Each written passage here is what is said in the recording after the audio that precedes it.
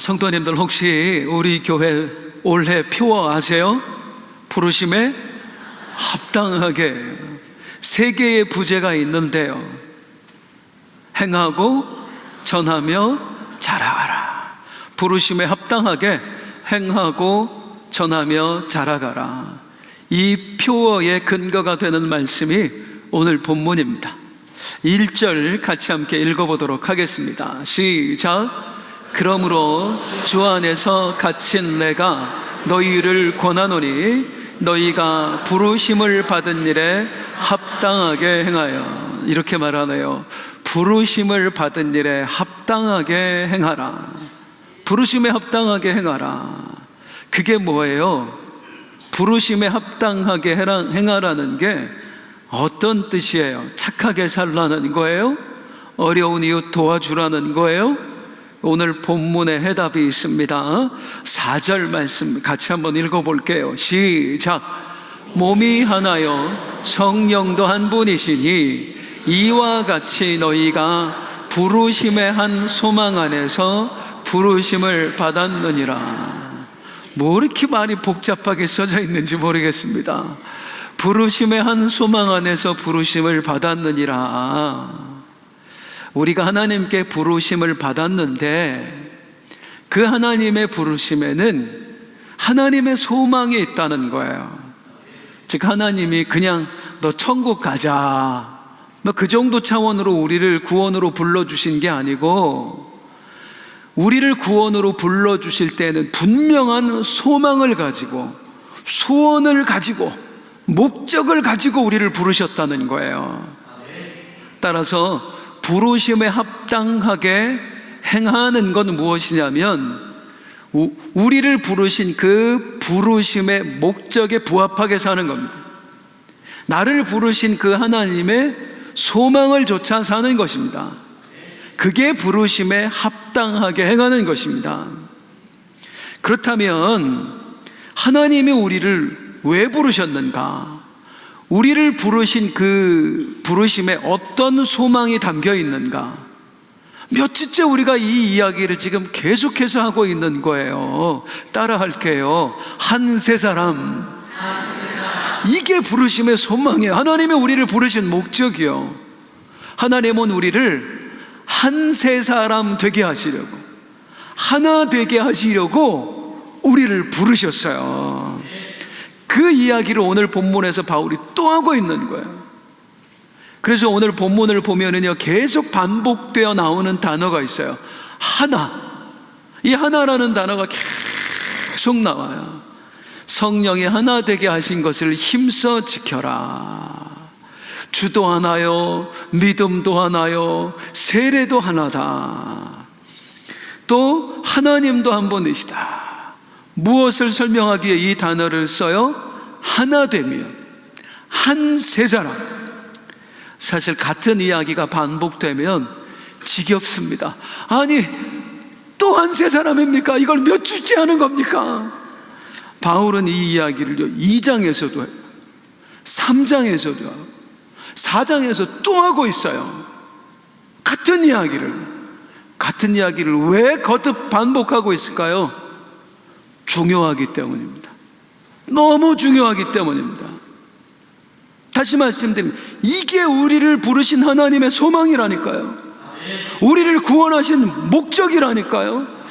그냥 단순히 너 천국 가자, 너 눈물도 고통도 없는 곳으로 가서 살자 하고 우리를 구원하신 게 아니라, 하나님이 우리를 구원하신 목적은 우리를 하나 되게 하시려고, 성령 안에서 하나님과 하나 되고, 그 성령으로 우리도 하나 되고, 한 세 사람, 이걸 위해서 하나님은 우리를 부르신 거예요. 그렇기 때문에 한 세 사람은 너무너무 중요합니다. 반복해서 이야기할 수밖에 없을 정도로 너무 중요해요. 또 반복해서 이 이야기를 거듭하고 있는 이유는 염려 때문이에요. 바울이 생각하기에 이게 에베소 교회에 보낸 편지잖아요. 아무리 생각해도 에베소 교회 성도들이 이 한 세 사람의 의미를 온전히 모르는 것 같아요.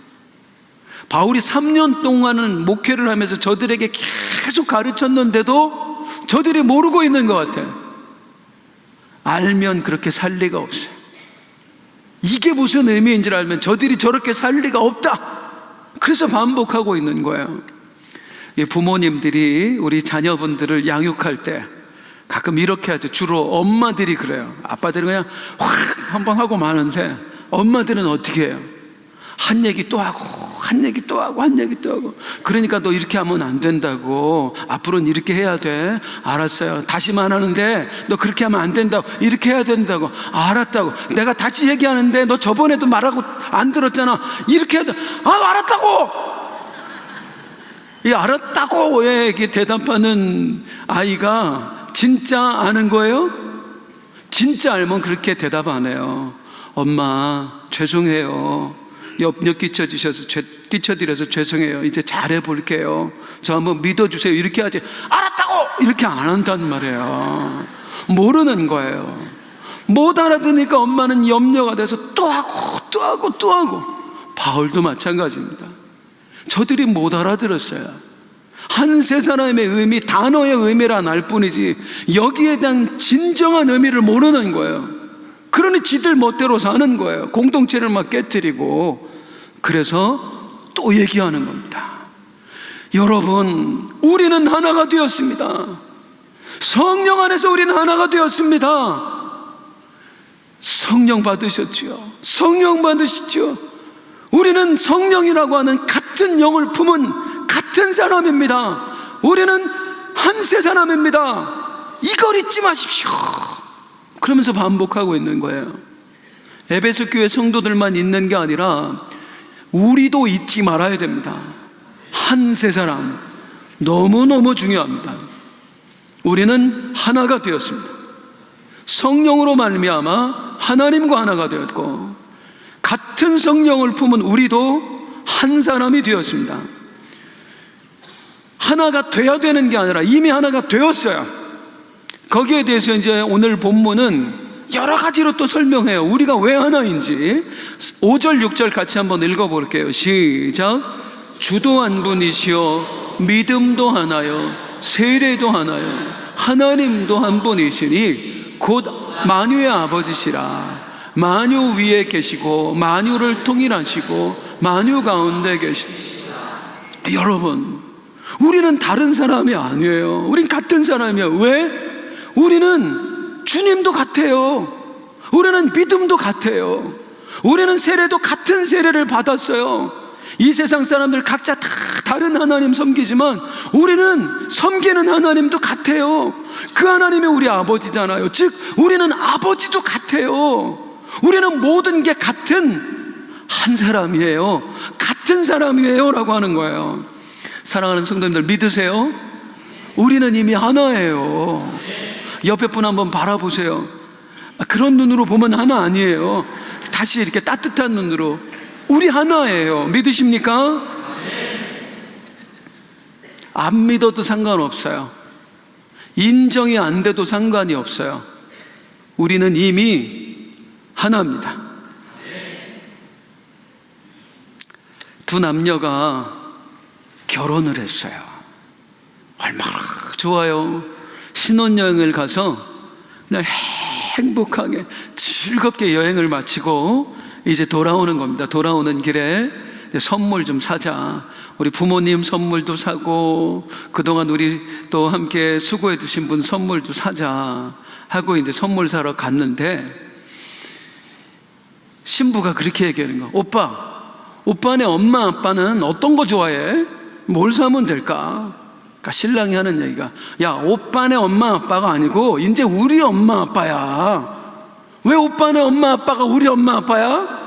우리 엄마 아빠는 나를 낳아주고 길러주신 분이야.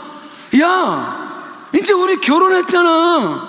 결혼했으니까 이제 각자의 부모님이 없어. 너희 엄마 아빠도 우리 부모님이고 우리 엄마 아빠도 우리 부모님이야. 그런 게 어딨어? 이 여성분은요, 결혼의 의미를 모르는 거예요. 결혼하면 하나 돼요. 하나 된다는 건 뭐냐면 이제 각자 따로가 아니라는 거예요.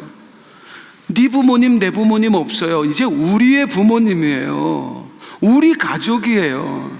그런데 결혼했지만 한 몸이 되었지만 우리가 하나라는 자각이 없는 거예요. 그런데 분명한 사실, 하나라는 자각이 없어도 어쩔 수 없어 하나 됐어요. 우리가 그렇다 이 말입니다. 아무리 성경이 하나라고 얘기하는데 나는 안 믿어져? 인정이 안 돼? 상관없다고요. 우린 이미 하나가 되었다고요. 내 인정과 상관없이, 내 깨달음과 상관없이 우리는 이미 하나인 줄로 믿습니다. 옆에 사람 다시 보세요. 하나예요. 근데 안 느껴지시지요? 우리가 왜 하나인가? 자, 바울은 성전으로 우리가 하나 된 걸 표현했었잖아요. 오늘 본문에 또 다른 그림으로 하나됨을 표현해요. 3절 읽어볼게요. 3절 시작. 평안에 매는 줄로 성령이 하나 되게 하신 것을 힘써 지켜라. 우리가 하나 된 것을 뭘로 표현하냐면 평안에 매는 줄로 우리가 엮였다. 그래서 우리는 하나다. 자, 진주 구슬이 막 널브러져 있습니다. 진주 알들이, 얘네는 각자 따로따로해요. 그런데 이 진주알을 가져다가 그걸 쫙 줄로 꿰는 순간 이제 더 이상 따로가 아니야. 얘네는 하나예요. 하나의 목걸이, 전혀 다른 존재로 하나가 된 거예요. 이해되세요? 우리가 성령이 매는 줄로 엮인 사람들이라고요. 그래서 우리는 각자지만 하나인 거예요. 이제 하나의 의미를 또 한번 이해가 되십니까? 그런데 이제 중요한 거, 오늘 본문에서 뭐라고 하냐면 하나 되었다. 하나 된 것을 어떻게 해라? 힘써 지키라 하네. 따라하겠습니다. 힘써 지키라. 성령이 하나 되게 하신 것을 힘써 지키라. 이게 오늘 본문이 말하는 부르심에 합당한 삶입니다. 부르심에 합당하게 행하라 하는 것. 첫 번째 뭐냐면 성령이 하나 되게 하신 것을 힘써 지켜라. 다시 한번 따라할게요. 힘써 지키라. 왜 힘써 지키라 그럴까요? 왜 힘쓰라 그래요? 하나 되는 게 어려워서 그래요? 어려워서 그래요? 어려워서. 하나 되었지만 이 하나됨을 지킨다는 게 너무 어려운 겁니다. 멀리 갈 거 없어요. 여러분 집으로 한번 가보세요. 남편 떠올려 보세요. 아내 떠올려 보세요. 하나됨을 지키는 게 쉽던가요? 왜 이렇게 달라요? 세상에 식성도 달라. 어느 날 비도 오고 막 그래서 야, 저 분위기 좀 남편하고 갖고 싶어. 그래서 여보 파스타 먹으러 갈까? 그랬더니 그래 가자. 그랬더니 차 타고 갔더니 순댓국집 앞에 내려주네. 이 인간이 와, 식성이 달라요. 취향도 달라요. 여름에 바닷가 가서 한번 거기서 바닷바람도 쐬고 발도 담그고 그리고 사진도 찍고 좀 그러고 싶어. 여보 우리 휴가 갑시다. 올해는 좀 바다 갑시다. 그랬더니 이 인간이 산으로 데리고 가네. 그리고 저 혼자 좋다고 등산복 꺼내입고 등산화 신고 설악산 등반하자고. 죽이고 싶어요? 죽이고 싶어요? 죽이고 싶어요. 식성이 달라요. 다 달라요. 이제 저희 아내가 가끔 이제 주일 저녁에 끝나면 집에 가서 밥 먹기 힘들잖아요. 그러니까 제가 여보 밥 차리기 힘드니까 그냥 먹고 갑시다. 뭐 먹고 싶어요? 제가 물어요 항상. 그러면 저희 아내는 당신 먹고 싶은 거 먹는데, 당신 먹고 싶은 거 얘기하래. 정말 얘기해도 되냐고. 그래서 얘기하래. 쌀국수 어떠냐고. 싫대. 그래서 순댓국 어떠냐고. 싫대. 육개장 어떠냐고. 싫대. 계속 싫대. 지가 좋아하는 거 나올 때까지 싫대. 그때 알았어요. 제가 원하는 걸 얘기한 게 아니라 저를 메뉴판으로 사용하고 있다는 거. 그제서야 알았어요. 먹는 것도 다르고요. 부부인데 한 몸 되었는데 성격도 다르고 취향도 다르고 좋아하는 것 다 달라요. 그러니 이 하나됨을 지켜내는 게 얼마나 어렵습니까? 그래서 이 다른 걸 견디지 못해서 결국에 갈라서는 부부들 많잖아요. 이 하나 된다는 건 너무너무 어려운 거예요. 사실은 바울도 마찬가지였습니다. 바울은 한 세 사람의 비밀을 깨달은 사람입니다. 그런데도 한 사람 되어 사는 게 바울도 너무 어려운 거예요. 2주 전에 말씀드렸습니다마는 바울은 예수 믿고 나서도 15년 이상을 아무것도 하지 못한 채 방치되어서 살았습니다. 원래 바울이 예수 믿기 전에는 예수 믿는 사람 잡아가던 사람이었어요. 때리고 옥에 가두고 죽이고, 이런 사람이 하루아침에 뒤바뀐 거예요. 예수 믿는 사람으로. 그러니 유대인들 입장에서는 배신자, 그리고 기독교인들한테는 이거 의심스럽단 말이에요. 우리 잡아 죽이려고 지금 수쓰는 것 같단 말이에요. 왕따 당했어요. 그래서 아라비아 반도에 가서 3년, 고향 다소에서 10년이 훨씬 넘게, 15년에서 17년 아무도 찾지 않는 바람 부는 언덕에 혼자 쓸쓸하게 있었어요. 얼마나 고통스러웠습니까? 그런데 이 고통의 시간이 은혜가 되었습니다. 그 시간을 통해서 복음을 깊이 깨닫게 된 거예요. 한 세 사람이라고 하는 우리 하나님이 구원하신 목적, 그 비밀을 깨닫게 된 거예요. 너무 감사해요. 너무 감사하지만 여전히 외톨이, 아무도 찾아주지 않아요. 고통스러워요. 그때 15년도 훨씬 넘은 어느 날 이 바울을 한 사람이 찾아옵니다. 그게 바로 바나바였어요. 바나바가 와서 하는 말이, 바울 선생 많이 힘들었지요. 바울 선생 이야기 제가 여러 번 들었습니다. 늦게 와서 미안합니다. 내가 안디옥 교회 담임 목사로 파송되었는데 저랑 같이 가십시다. 우리 함께 가서 사역합시다. 아무도 잡아주지 않던 손을 이 바나바가 잡아줬어요. 얼마나 고마워요. 그 바나바와 함께 바울이 안디옥 교회로 건너와서 사역을 하는데, 이 외톨이로 사역하던 사람이 함께하니 얼마나 기쁩니까? 얼마나 행복합니까? 기쁨으로 사역을 감당하는 거예요. 어느 날 성령께서 명령하셨어요. 바나바와 바울은 함께 선교를 가라.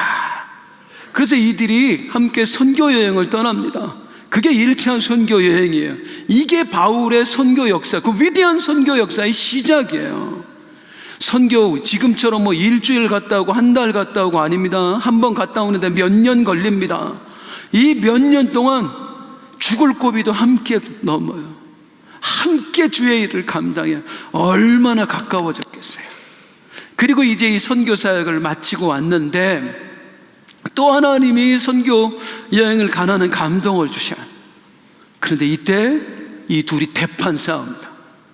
성경에 나온 단어로 보면 그냥 싸우는 게 아니라, 죄송합니다, 머리가 터지도록 싸웁니다. 뭐 때문에 싸워요? 마가 요한을 데리고 갈 것이냐 말 것이냐. 1차 선교여행 때 바나바의 조카였던 마가 요한을 선교여행에 동반자로 데리고 갔어요. 그런데 얘가 부잣집 아들내미예요. 고생을 해봤어야지. 그냥 재밌을 것 같아서 따라왔는데 선교여행이 너무너무 힘든 거예요. 그래서 마가 요한이 중간에 돌아가요. 나 엄마 보고 싶다고. 그리고 가버려. 그것 때문에 얼마나 힘들어. 한 사람이 중간에 탈락하면 나머지 사람이 그 짐을 다져야 되잖아요. 힘들었단 말이에요. 2차 선교여행을 떠나는데 바나바가 다시 데려가자는 거야. 또 한 번 기회를 주자는 거야. 이제는 좀 달라졌으니까. 바울 완고하거든요. 안 된다고. 한 번 포기한 놈은 또 포기한다고. 난 절대 안 된다고. 둘이 대판 싸우고 갈라섭니다.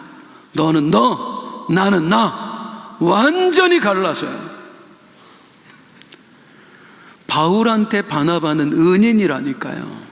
15년 넘게 왕따 생활했던 그에게 유일하게 손을 내밀어 준 사람이에요. 바나바가 아니었으면 바울은 사역을 시작할 수도 없었어요.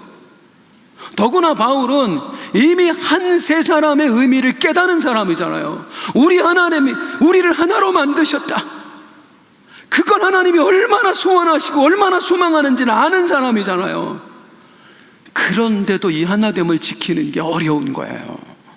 따라하겠습니다. 아는 것과 행하는 것은 다르다. 아는 것과 행하는 것은 다릅니다. 한 세 사람의 의미를 알았다고 해서 다 되는 게 아니에요. 그걸 살아내지 못하면 아무것도 아닌 거예요. 성도님들, 잠시만 학창시절로 돌아가 보세요. 제가 시간을 드릴 테니까 내가 어떤 학생이었나를 한번 떠올려 보세요.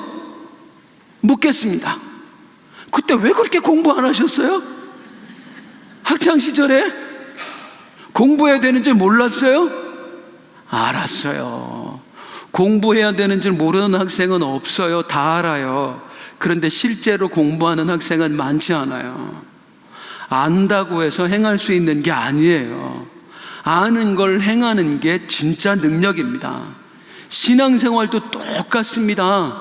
하나님 위해 살아야 된다 모르는 사람 없어요. 근데 진짜 하나님 위해 사는 사람 많지 않아요. 기도해야 된다 다 알아요. 근데 기도하는 사람 많지 않아요. 전도해야 되는 거 모르는 성도가 어디 있어요. 근데 실제로 전도하는 성도 20%밖에 안 돼요. 평균적으로. 왜 그럴까요? 우리의 약함 때문이고요, 또 우리의 약함을 공격하는 마귀가 있기 때문이에요. 우리는 주님을 위해 살고 싶지만 동시에 마귀가 심어준 욕망이 있어요. 예를 들어서 주님은 우리를 사랑하라고 하시는데 마귀가 주는 이 미움이라고는 이 마음이 너무너무 달콤한 거야. 그래서 거기에 홀딱 넘어가는 거예요. 하나님은 하늘을 소망하며 살라고 하는데 마귀가 주는 이 땅을 향한 욕망이 너무너무 큰 거예요. 이겨낼 수가 없는 거예요. 그래서 우리는 알지만, 어떻게 행해야 되는지는 알지만 실제로 행하며 살지는 못합니다. 한 세 사람도 마찬가지입니다. 우리는 하나님께서 우리를 하나로 만드셨다는 것도 알고, 하나님께서 우리가 하나 되어 살기를 원하신다는 것도 알아요. 그런데 그게 잘 안 돼요. 그리고 안다고 해요. 나도 알아. 한 세 사람 알아. 하나 되어야 살아야 알지. 아는 게 중요한 게 아니에요. 행하는 게 중요한 거예요. 그래서 오늘 본문은 우리에게 뭐라고 해요? 우리 표 부르심에 합당하게 행하라. 부르심에 합당한 게 뭔지 알아라가 아니에요. 부르심에 합당하게 행하라. 따라하겠습니다. 부르심에 합당하게 행하라. 그런데 또한 어떻게 하라? 힘써 지켜라. 힘써 지켜라. 그러면 이제 힘써 지키기 위해서 구체적으로 어떻게 해야 되는가? 어떤 행동으로서 우리 하나됨을 지켜낼 것인가에 대해서 말씀을 드리도록 하겠습니다. 바울이 그 이야기해요. 하나됨을 지켜내기 위한 행동 강령을 우리에게 말해줍니다. 자, 우리 2절 같이 한번 읽어볼게요. 시작. 모든 겸손과 온유로 하고 오래 참음으로 사랑 가운데서 서로 용납하고. 하나됨을 지키기 위해서 이렇게 하래요. 다시 천천히 생각하면서 또박또박 읽어볼게요. 시작. 모든 겸손과 온유로 하고 오래 참음으로 사랑 가운데서 서로 용납하라. 이게 하나됨을 지키기 위한 행동 강령인데, 여기서 우리가 가장 먼저 주목해야 할 문장은 이것입니다. 맨 끝에 나와 있는 거, 서로 용납하고입니다. 따라하겠습니다. 서로 용납하고, 서로 용납하고, 서로를 받아주라는 거예요. 이게 왜 필요하냐면 하나님께서 우리를 하나 되게 하셨습니다. 이건 믿으시지요? 그런데 문제가 하나 있어요. 여기에. 자, 옆 사람을 한번 보세요. 옆 사람과 내가 하나 되었어요. 우리가 성령 안에서 하나로 깨어졌어요. 믿으세요? 문제가 뭐냐면 내가 내 옆 사람하고 하나 되는데 내가 동의한 적이 없다는 거야. 하나님께서 저한테 호승아, 너 안성빈하고 하나 되어야 된다. 이제부터 하나여야 된다 라고 물어보신 적이 없어요. 그냥 일방적으로 하나님이 저와 안성빈 집사님을 하나로 묶어줘 버렸어요. 그리고 나서 너는 하나니까 이제부터 하나됨을 지키고 살아. 마치 어떤 식이냐면 부모가 내가 좋아하는 남자, 좋아하는 여자가 있는데 안 된다고, 그리고는 일방적으로 짝을 정해줘가지고 이제 니들 부부로 살아? 이거랑 똑같다니까요. 내가 언제 이 사람하고 하나 된다고 그랬습니까? 우리가 언제 하나 된다고 그랬습니까? 하나님이 일방적으로 우리를 모아서 이제 너희는 하나야? 이러니 하나됨을 지키는 게 너무 어렵다고요. 그래서 오늘 본문에서 어떤 말을 하냐면 용납해라, 받아들여라. 여기에 두 가지 의미가 있어요. 첫 번째 뭐냐면 하나님의 뜻을 받아들여라, 용납해라. 하나님, 나는 동의한 적 없는데요, 왜 하나님이 일방적으로 이렇게 따지지 말고 하나님이 정하신 것을 받아들여라. 왜? 그분은 하나님이니까. 그분은 너의 주인이니까. 노예가 주인이 정한 것에 왜요? 박살납니다. 죽을 수도 있습니다. 하나님이 정하신 것에 토를 달지 말라는 거예요. 그리고 용납해라, 받아들여라. 하나님이 그렇게 정하셨으니까. 또 하나님이 그렇게 정하셨으니 어떻게 하라? 너에게 짝지어준 사람, 하나 되게 하신 사람 용납해라, 받아들여라. 그렇게 하실 분만 아멘. 어려워. 다른데 어떻게 받아들이냔 말이에요. 달라도 너무 다른데. 그래서 구체적으로 하나하나를 이야기해요. 어떻게 하면 받아들이고 살 수 있는지, 어떻게 하면 하나로 살 수 있는지를 이야기해요. 그게 네 가지예요. 아까 나왔던 거 혹시 기억하세요? 첫 번째, 우리가 하나됨을 지키기 위해서 필요한 가정 공동체든 교회 공동체든 이 안에서 하나됨을 지키기 위해서 필요한 것, 첫 번째는 겸손입니다. 따라하겠습니다. 겸손. 이 겸손이 어떤 의미일까요? 아이고 제가 전 잘 못해요, 이런 거 아니에요. 성경에 우리말로 겸손이라고 번역되었지만 다 같은 단어가 아니에요. 다 달라요. 여기 쓰여져 있는 원어를 봐야 공동체를 지키기, 하나됨을 지키기 위한 겸손이 뭔가를 알 수 있어요. 제가 이걸 원어로 보고 아무리 외우려고 발버둥을 쳐도 안 외워져요. 신기하게 안 외워져요. 그래서 이거 보고 읽겠습니다. 성경 원어에는 이 겸손이 뭐라고 써져 있느냐면 타페이노프로시네. 몰라도 돼요. 저도 못 외우는데 뭐. 타페이노프로시네. 이게 무슨 뜻인지 아십니까?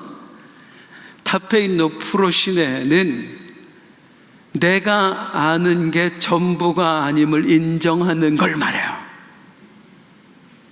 다시 말하면 따라하겠습니다. 나도 틀릴 수 있다.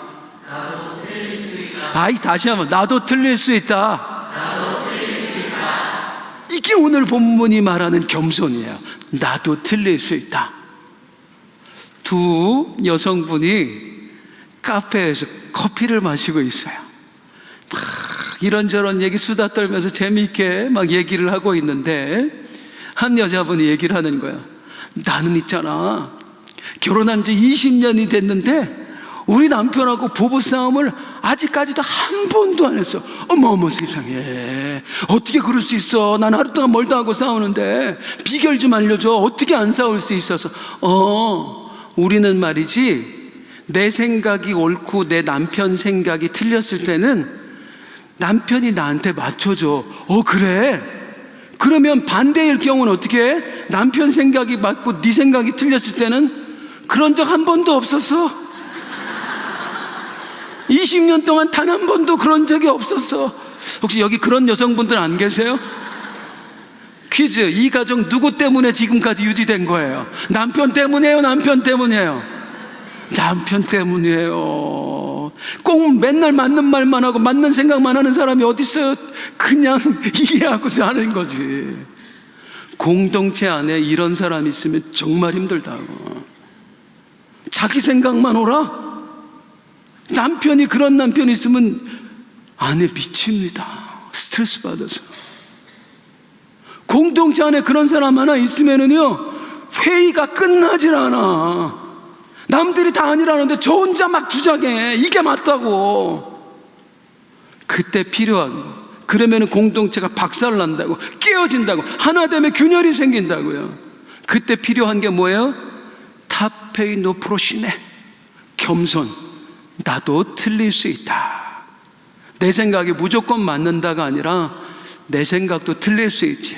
다 저렇게 생각하는데 나만 이렇게 생각하면 어쩌면 내가 틀린 생각을 하는 거일 수도 있어. 이렇게 생각해야 하나됨을 지켜낼 수 있다 그 말이에요. 따라하겠습니다. 겸손. 이 겸손이 어떤 겸손? 나도 틀릴 수 있다. 두 번째는 뭐냐면 온유입니다. 따라하겠습니다. 온유. 우리 교회에 내 못된 성질 때문에 내 자식만큼은 온유하게 살아야 되겠다 해서 자기 아들, 딸 이름을 온유로 하신 분들이 몇 번 있어요. 그래서 우리 교회에 온유가 몇 명 있어요. 그럼 온유가 무슨 뜻이에요? 온유도 여러 가지 뜻이 있어요. 이렇게 원어로는 여러 가지 뜻이 있어요. 우리말로만 온유로 번역됐지만 다른 뜻이에요. 오늘 본문에 나와 있는 온유는 헬라어로 이래요. 프라우테스입니다. 이 프라우테스가 무슨 뜻이냐면요, 야생마 길들일 때 쓰는 표현이에요. 야생마 막 힘이 넘칩니다. 너무 넘쳐서 도무지 사람이 탈 수가 없어요. 그런데 이 야생마를 조련사가 길들이는 거예요. 그래서 얌전하게 만들어서 드디어 이 야생마가 사람이 탈 수 있게 되었을 때 그때 쓰는 말이 야, 프라우테스 해줬다 그런 말이에요. 온유해졌다 그 말이에요.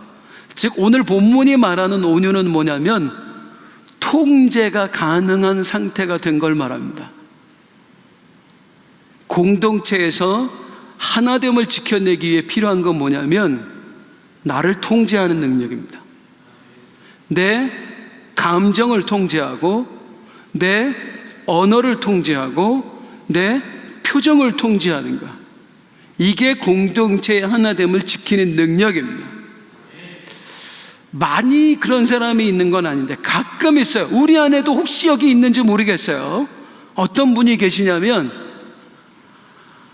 있는 대로 사람 속을 뒤집어 막 상대방 듣기 싫은 소리 막 하고 공격해. 그리고 나서 나중에 뭐라 그래요? 미안해, 내가 좀 솔직해. 이런 사람 봤어요.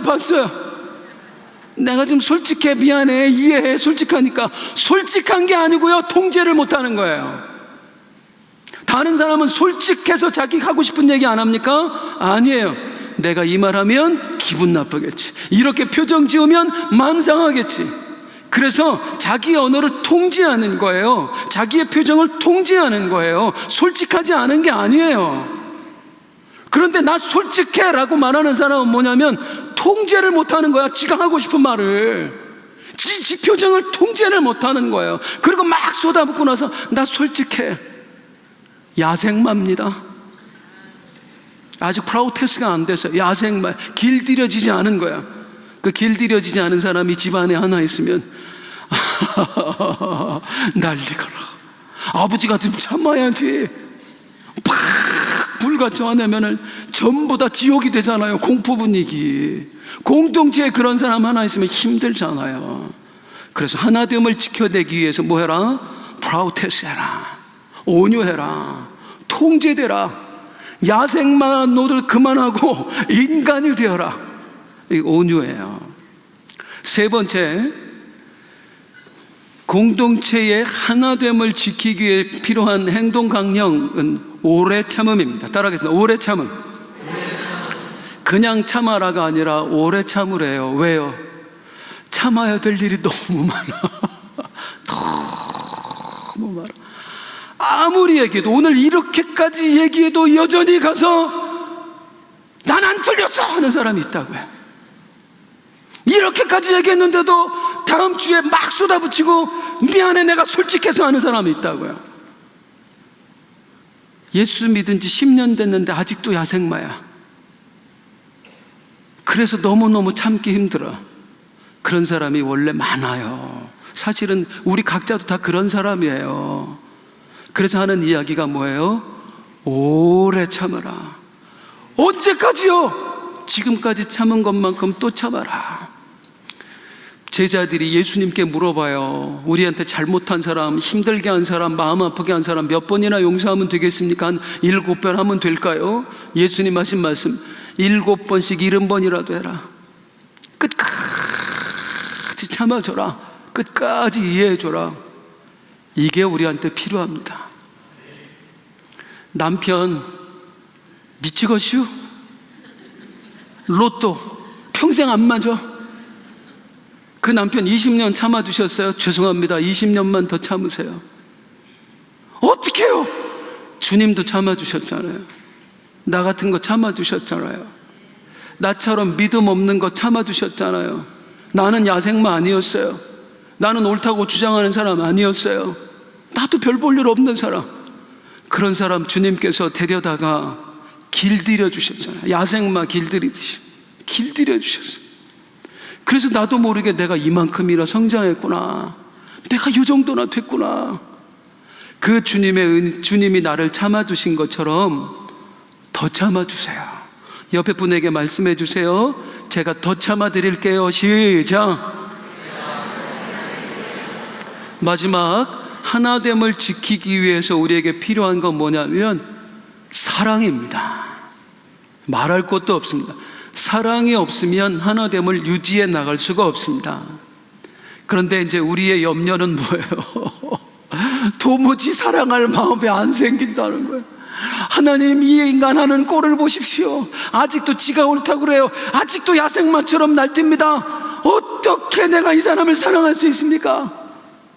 오늘 본문이 말하는 이 사랑은요, 그 감정적인 사랑을 말하지 않아요. 이성적이고 의지적인 사랑을 말해요.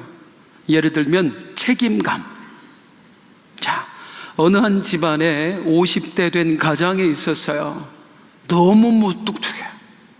결혼한 지 30년이 다 되었는데 아내한테 사랑한다는 말 한마디도 안 해요. 이 남자가 그런 남자였어요. 스파게티 먹으러 가자고 하는데 순댓국집 데려가는 거예요. 불만이야. 저 인간이 날 사랑하나? 정말로 날 사랑하는 걸까? 그런데 한번 보세요. 회사에 갔더니 한 사람씩 그만두게 하는데 이제 내가 타겟이 됐네요. 명퇴할 거냐고. 그래서 나 안 하겠다고 했더니 어느 날 갔더니 다른 데로 발령을 내버렸어. 30분이면 갈 수 있는 회사 다른 데로 발령 내서 출근만 2시간을 해야 돼. 그런데 못 그만두고 출근해요. 이거 봐라. 어느 날 갔더니 책상이 없어졌어. 이 모멸감. 그만두라는 얘기잖아요. 근데 못 그만둬요. 또 가. 모든 눈초리가 다 그걸 견뎌내면서 끝까지 회사 나가. 왜 나가? 가족 때문에 가는 거예요. 나에게 안 가면 우리 아내 어떻게 하나? 우리 아이들 학비는 어떻게 하나?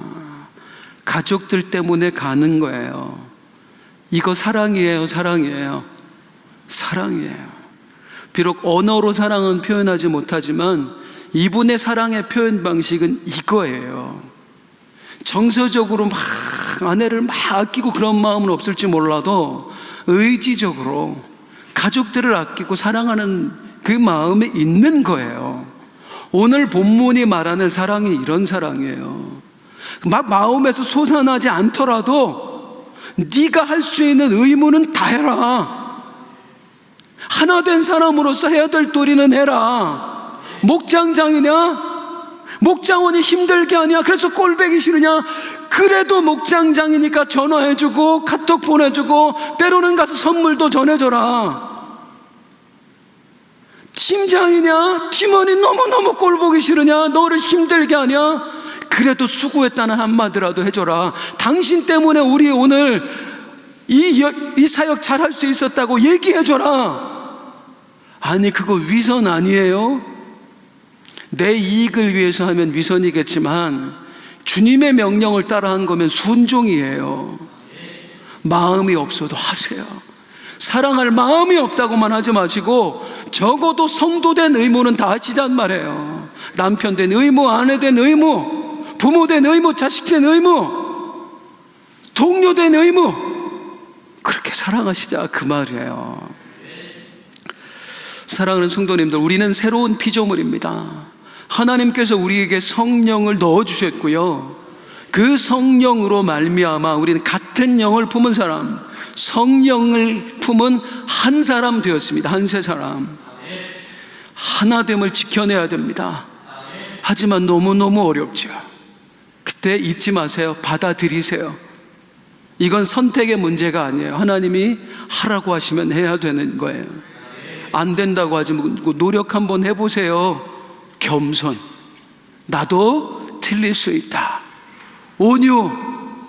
야생마 되지 마시고 길들여진 사람 되세요. 내 정서와 내 언어를 통제하세요. 오래 참음. 지금까지 참았는데 안 된다고 버럭하지 마시고 계속 참아주세요. 사랑. 마음으로 안 돼도 행동으로 하세요. 그럼 주님이 인정해 주실 거예요. 우리 왜 예수 믿어요? 하나님 때문이에요.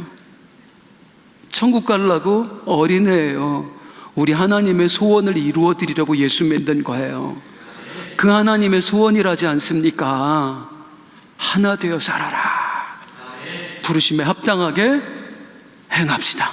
우리 일어나서 함께 찬송하겠습니다.